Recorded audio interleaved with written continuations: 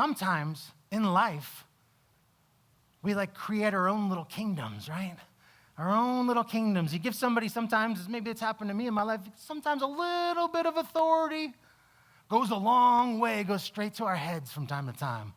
So these people were jealous because they saw that the people among them were going and listening to Paul where they used to listen to them. They were jealous about it. And they're so jealous that they go and they round up a bunch of bad guys from the marketplace and they form a mob and they start a riot in the city. We're going to see this happen multiple times in the book of Acts. It's already happened. And the thing is that Paul would be driven from town to town like this and city to city. He'd arrive somewhere else.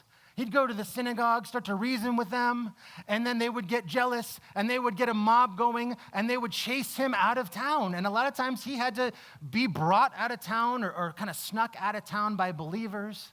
The opposition for his message happened in most places that he went. The religious leaders, again and again, we see they try starting riots, and they try to get the crowds to oppose him. And now what happens? Well, when the people over in Thessalonica, they learned that Paul was preaching the word of God there, well, some of them went there too, and they do their old tricks, agitating the crowds and stirring them up, forming mobs, shouting, bringing chaos, all this different stuff.